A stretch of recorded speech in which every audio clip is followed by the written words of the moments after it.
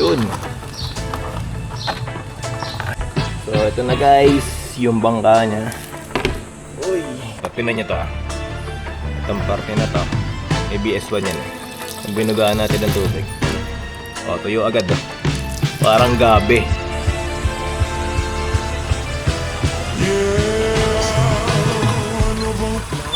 Okay guys, ito na yung ano natin, journal natin.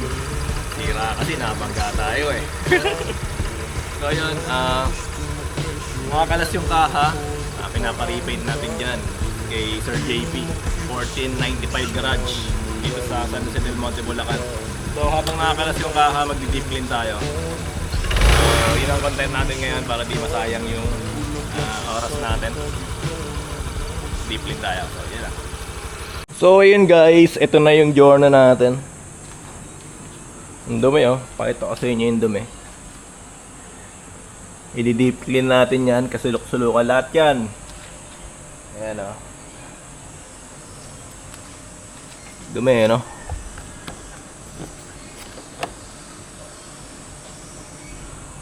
Ito yung ano ng ECU. Pero ito, hindi na natin ito bubugaan. Punas-punas lang kasi delikado to. So itong bangka, Araro. Ayan, tanggalin natin dito. May isang tornilyo dito. Dalawa kabilaan. Yan yung dumi oh. Yan diba?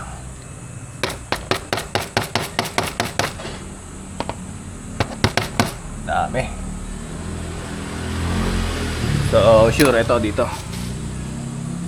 Maraming dumi dyan. Ito okay lang tong mabasa. Wag lang yung may pressure. Para yung mga sensor niya safe pa rin. Dami oh. Ayan oh. Alikabok.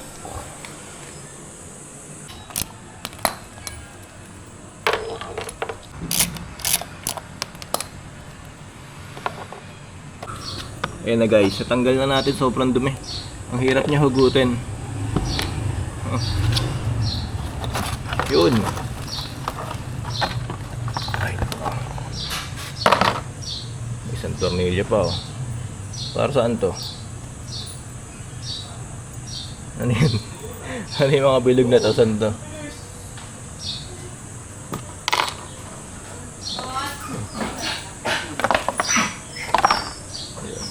So ito na guys, yung bangka niya. Uy, sabi no? Ito yung Araro.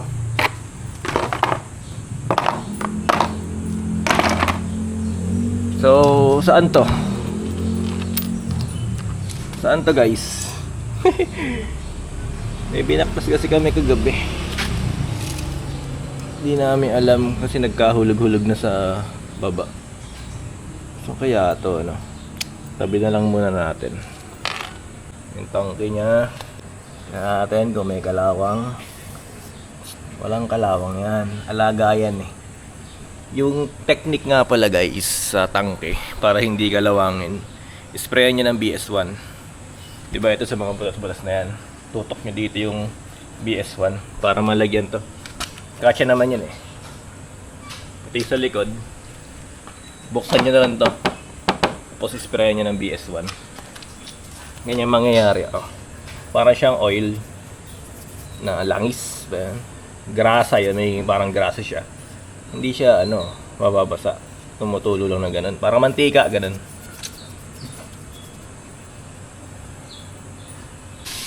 Di ba na-sprayan nyo na to ng BS1, yung Araro nya. Baklasin nyo to. Yan. Kasi pag nabaklas nyo to, makikita nyo na tong tangke. Yung likod ng tangke. Sprayan nyo ulit ng BS1. Saka yung mga bakal-bakal na ganyan, BS1 lang yan. Kung kayo, kung maggagawa kayo ng ano, o magpapalit ng kaha, i-BS1 nyo na.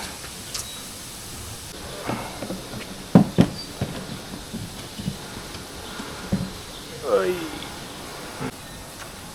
Yan, lilinisin natin to lahat. Kasulok-sulukan. Tsagayin natin. Yan, ito guys, pwede rin tong bugahan ng ano, ng BS1. Itong mga welding na ganyan. Tuwing magdi-deep clean kayo, bugahan nyo. Itong ground, yung iba kasi, yung ground ng journal nila, durog na sa kalawang. Ito sa atin, kita nyo. Oh. Walang kalawang. Diba? Effective yung BS1 guys. Yung iba, sa kaha inaano yun. Ayoko naman sa kaha i-spray yun. Malagkit. Ini-spray ko yun sa inner, dito, sa frame, sa chassis, kahit saan dyan, sa mga kalakalawang dyan. Pag nabasa ng ulan, dudulas lang. Bugahan na natin guys yung tubig. Bago natin babaran ng sabon.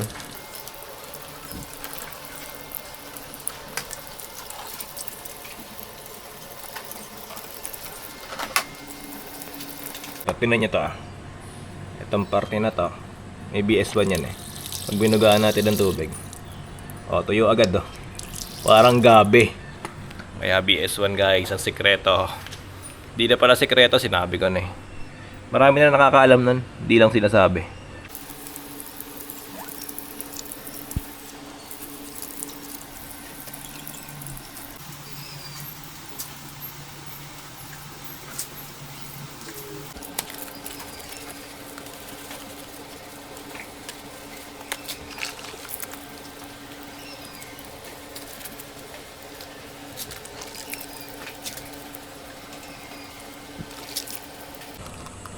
Ano ba to? Sure, madumi to eh. Hindi naman to nalilinis eh. Ba to?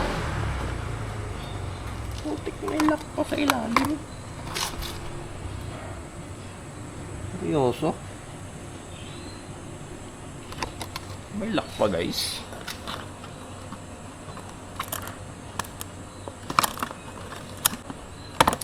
Lintex na yan. Kailangan pa tatanggalin yung gulong.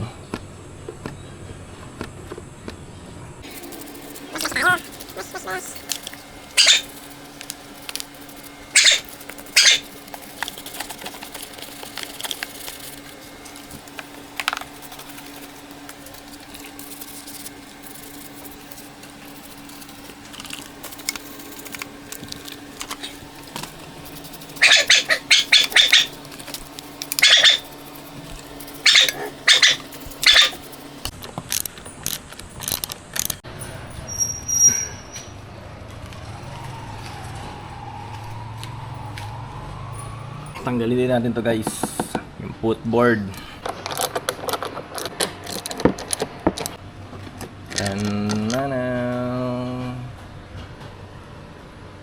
Dumi.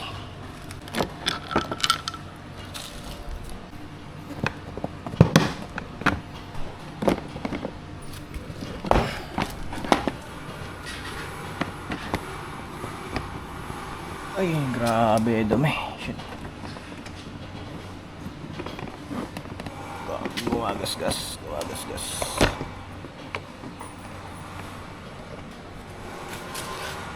Yan. Linisin din natin yan lahat. Nakalawang yung tornilyohan So ito. Yan. Grabe dumi sa footboard Banat.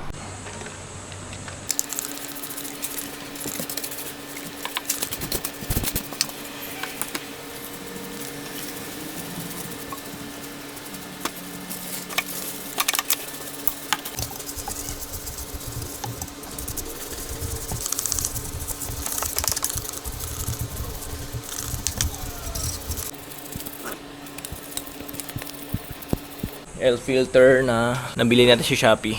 So ito guys, lalagay ko yung link kung saan ako bumibili ng air filter. Genuine to guys Hindi to yung copy o yung peke. Ito yung laging gamit ko. Mas okay to, mas okay sumala kaysa sa aftermarket na washable, yung screen type. Mas okay tong genuine. So nandyan lang yung link sa product pics ko. Sabay na natin. To. Kung may kaha to, may hirapan tayo magbaklas dito. Nagamit pa tayo dito ng maliit na screwdriver.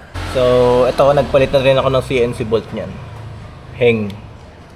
Ang air filter. Bakit ito hindi? Hindi naman ito kasi kita. Kung bibili kayo ng set ng hang pang airbox, wala tong dalawa na to. Kasi nakatago naman to sa kahe. Ito lang ang mabibili. Ito lang ang kasama. Magkakasama. Ayan, ayan, ayan, ayan, ayan. So, ito. Tingnan natin to. So, ito na. Tanggal na natin yung bolts. Puro tubig ah. Ay, dumi.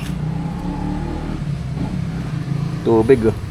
Napasukan siya ng tubig. Gawa nga nung binugahan natin ng tubig.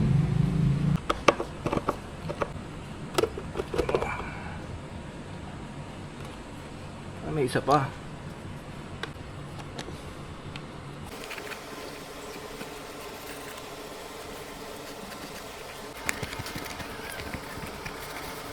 Yun. Nasa na natin. Kunin na natin itong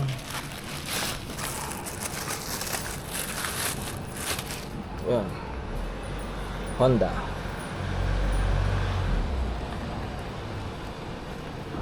Ito yung madumi.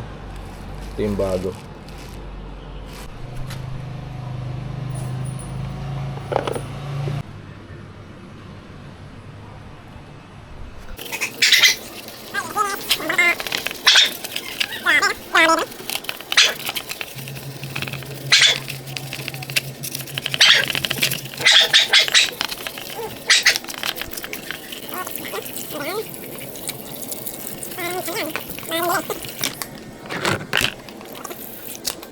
Ito pala.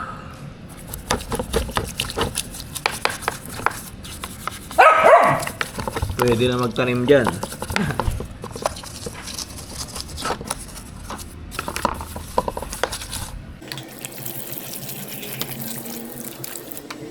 Ayan, malinis na yan. Lahat yan.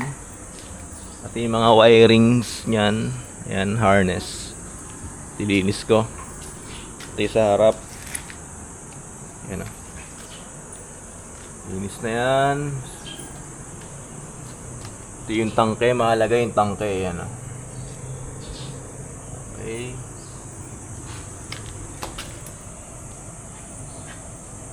Sa tangke guys, mag-upgrade din tayo niyan. 8 liters. Abangan nyo yun. Pag may budget na tayo, gagawin natin tong 8 liters. Para di na tayo maglilinis-linis na ganyan. Kahit maulanan. Kasi aluminum yun eh. So, abang-abang dun. So, ito pa. Araro. Linis na yan. Quality yan. Ay, bago. Yung bangka. Sobrang dumi na ito, diba? Yan. Pwede na yan. Tapos ito, yung inner fairing sa pegs.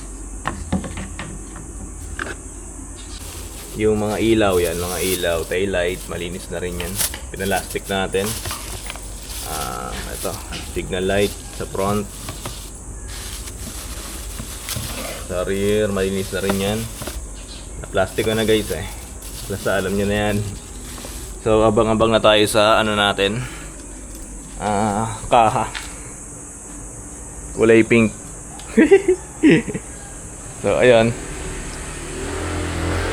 Ano ba mga piyesa na nakabit natin dito? Sa mga bago pa lang sa channel natin. Ito, Revolution. Revolution. Ang magiging issue lang naman na ito guys, anodize. Ayan o. Namumuti na. Kakapreno syempre. Ko alam kung ba't namuti yan eh. Pag yung pawis nyo, acidic ba yan? May ganyan yan. Laging ginagamit. Normal lang yan kasi kahit powder coated yan, mabilis maubos yun. Mas okay itong anodize. Tagal-tagal. Na to guys? 1 year na sa akin to, Revolution. 1 year. So ano pa ba? Ito, bago natin kabit to. Diablo Rosso SC race tire. So pinartneran natin siya ng Nova, Remaster Nova Mags. Ayan o. MFC2 inspired. Kulay black. Hindi nga lang siya anodized. Yun lang ang ang ano sa akin. Pero pwede na. Parang hindi rin siya powder coat. Sa pintura. Yan o, remaster pogi yan o. Pero pas pogi kung ginawa nila anodize yan o. Pero sakto na yun sa 6,000. So ano pa ba? Ito footpeg Moritech. Footpeg Moritech. Yan, magawa 1 year na rin sa akin to. Ang magiging issue, ito nga, lagi tayong may angkas. Yan, namumuti-muti. Diba? Saka ito, Revolution. Kaya ito pinili ko Revolution. May rubber strip guys. Hindi siya magagasgas agad. Ito nyo naman. Ang gasgas niya na yan sa gilid. No? Pag may dala kasi ako dito, nyari, bumili ko na sa palengke. Bigas, ganun. Andito na yung paa ko. So, diba na? Kaya yan, nagagasgas yung puti. Pero normal lang yung ginagamit eh. Pan daily, di naman to pa show guys. Pan daily. Ito, Revolution. Na dipstick. Ang issue guys, yun nga, na nabubugbog.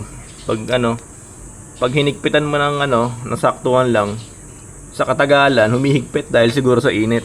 Kaya ang ginagawa ng pag nagpapa-change oil tayo, kahit lagyan ng basahan yan, iikot, tumatagos pa rin. Ayun, nabubugbog. Kaya babalik ko sa stock pag nabugbog na. Mas maganda pa rin ng stock sa dipstick. So ito, DR. Yan. Radiator 2 rows, matibay, kahit ganyan-ganyanin mo. Hindi na-UUP yung cooling pins niya. Kaya nagustuhan ko ang DR. Yan. Ano na sa akin to? 2 months na. Ang DR. Tapos wing arm, generic lang to. Sa Shopee ng King Racing. Solid. So nga lang, paano ata to? Tawag doon, anong motor yun? Pang lead 125 ang nabili natin. Pero kasi dun, pang on the journey eh. Pinatabasan ko na lang. Ayan o. Para pumasok tong dipstick. Kahit stock hindi basok eh. Ayan. So mga Moritech na heat guard bolts. Ayan. Mga bolts. Baba. Ito, made in Thailand na carbon. Bili natin kay Sir Pandoy. Ayan. Para siyang Fiat Hyper Carbon. Pero wala siyang brand. Mura lang ito yung mga ganito sa kanya. Nasa 1.2 ata. Ito 1.4 ko nabili. Solid yan guys oh. Tingnan mo yung yung reflection. Hindi siya bukol-bukol. Yun pangalay unang carbon natin eh. Pero madadagdag pa yan. Saka ito guys, Revolution yung tip ng tambucho. Nag-init. Siyempre mainit ang tambucho, nababasa. Naging ganito kulay. Kulay itim yan eh. Parang ganito. Yan. So, ang natin. Ang rear suspension na Profender X-Series. Yan, tiki 13K.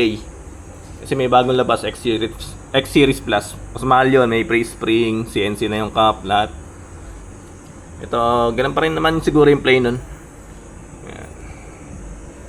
Ganda yung play niyan. Subok ko na sa off-road. Sa Bulacan, sa Lubacan. Ayan. Nakaano tayo, brake arm na TBT. Made in Vietnam, Sir Pandoy yan. Pogi yan, oh. Kita nyo sa personal, kakaiba yung niya. Simpleng design pero may hollow siya dito. Iba yung niya. Basta mukhang mamahalin. Mamahalin naman talaga. Revolution drain plug, yan. Mahilig tayo sa Revolution. Kasi Shopee, build lang naman si Giorno dati nung unang labas. Sa pagkakaalam nyo guys, pagkalabas ng Giorno, nagpalista na agad tayo. Kaya wala pa masyadong may alam sa Giorno nun.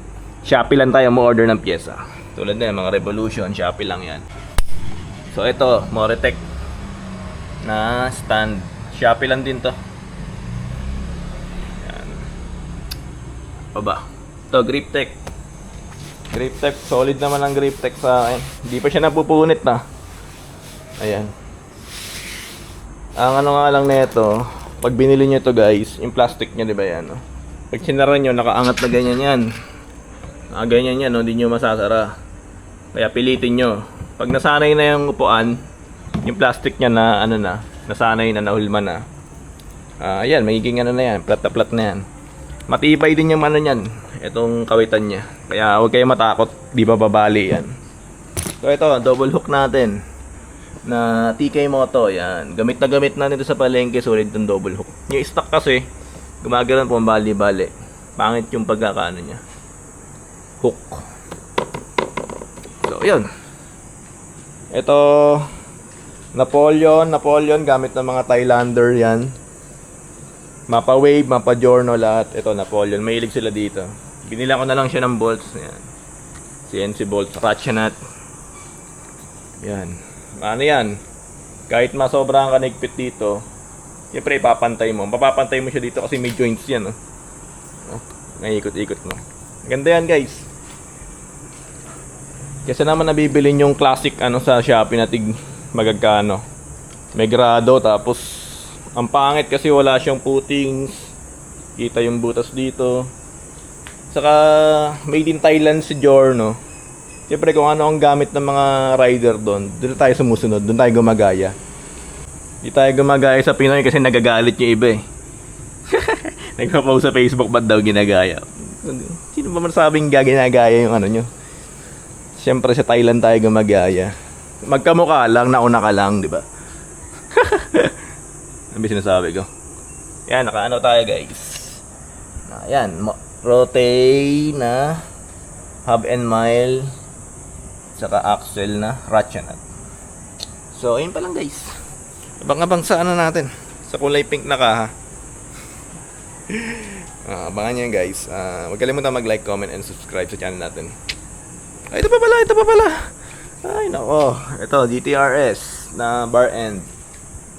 Yan. Ano siya? Sister company ng Revolution. Kulay black. Pinili ko. Ito, naka-Daytona din tayo. Daytona, gamit ang Thailander yan. Kaya natin quick throttle, TBT. Yun nga, may TBT tayo na brake arm din. Made in Vietnam. Yun nyo yung play. Ay. Isa lang ang niyan. Wala na yung return niya, yung cord. Sarap sa biyahe niyan. So, wala pa ba nakalimutan? Ito pala, putik. Ito. Yan, aluminum jewel cap ng Switch. Saka itong clear nila. Kasama na yan, set na yan, clear. Saka ito. So, ano pa ba? Baka may makalimutan pa tayo. Ito pa pala. Ito, brake, holder. Brake cable holder, Moritech. 2-tone lang kasi ang merong available na ito eh. Dapat all black to, pero okay na rin to. Ang laki niya Pogi na. Goods. Yun, naka-violet din tayo. Kasi di ka mapakita. Ito nga pala yung violet. Pakita ko na nga.